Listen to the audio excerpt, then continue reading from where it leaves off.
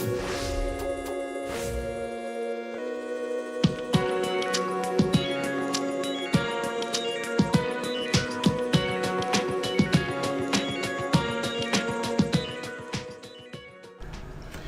we're going to talk about business organizations.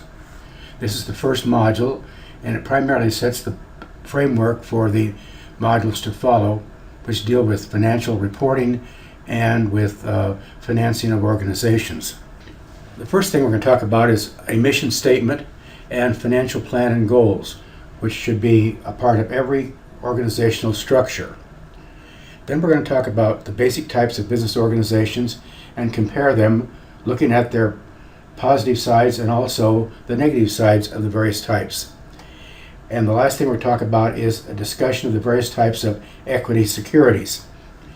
Every organization should have a mission statement, sometimes called a vision statement. And basically what that does, it tells them what business are we in, and what are our products and services, and who are our customers, and how do we plan to distribute our product or service, and what are our quality goals. This is a framework upon which the organization is built and it conducts its business operations. It's extremely important to have this mission statement in place when the business is organized. Also, you need a financial plan.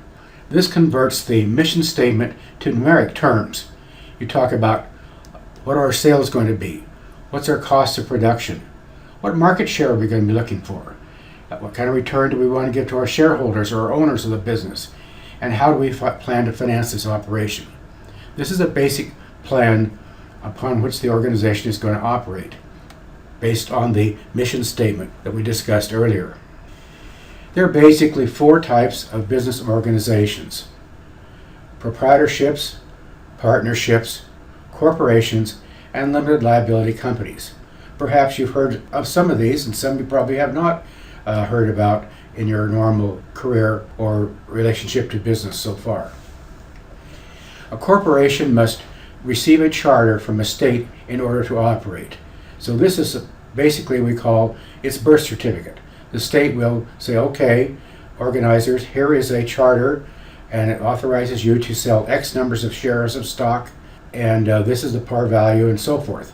So a corporation is normally organized in one particular state. The most popular states for corporate organization today are Delaware and Nevada. The reason for this is states vary one from another as to how strict they are in supervising and regulating the corporations. Delaware has a very lax policy as far as laying down rules that the corporations must follow, and therefore companies tend to gravitate toward that state for incorporation.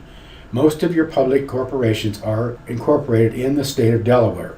But as I say, Nevada has also become a popular venue for incorporations. Limited liability companies must also register with the state to operate. Then they must each year renew their registration with that particular state.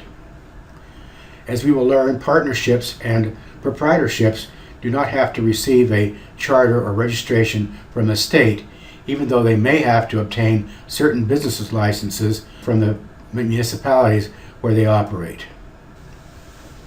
The proprietorship is the simplest of all organizations. Basically, a proprietorship has one owner, one individual.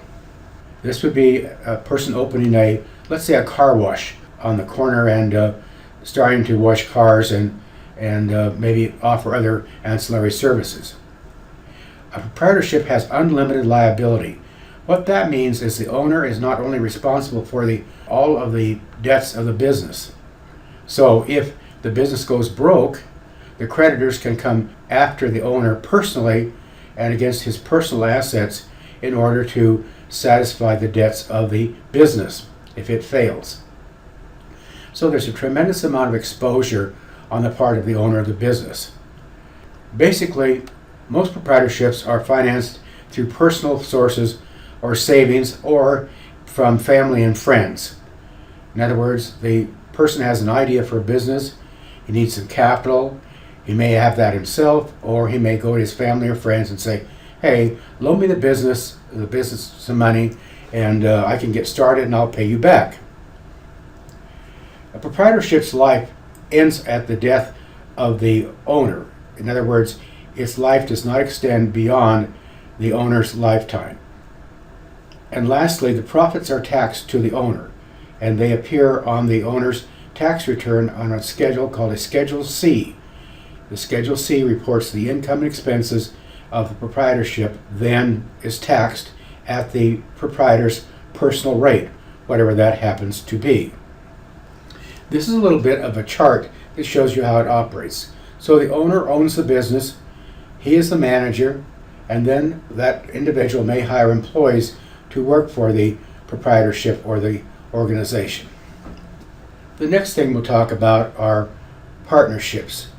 There are basically two types of partnerships, a general partnership and a limited partnership, and they are different in many respects.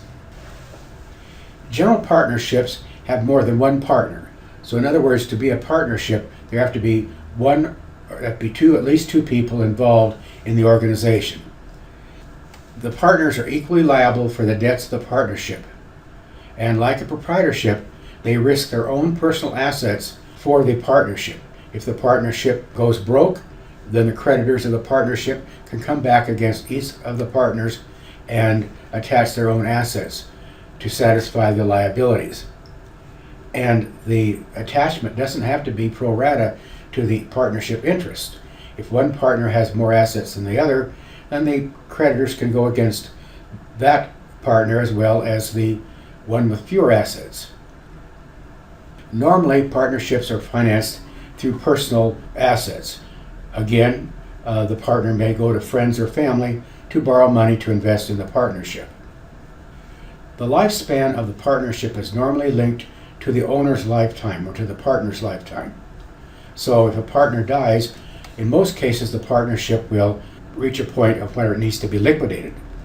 Now, there are certain situations where there are partnership agreements that stipulate that the partnership can survive the death of a partner, and the partner's estate will be paid for the partnership interest, and the partnership will continue to go on. The profits of a partnership are taxed personally to the partners at their personal rate. The partnership itself does not pay income taxes. So we have partners that are the owners of the business, and normally they will elect a managing partner who is the individual that handles the administrative supervision of the organization, and then the managing partner will hire employees to work for the partnership. So this is a schematic that shows you how a partnership is generally organized. Now what I would like you to do is pause here and see if you can answer the questions, and then compare your answers against the solution set that is provided. Once that you're satisfied that you have a grasp on the understanding of proprietorships and partnerships, then come back to the lecture, and we will then continue looking at the other types of organization.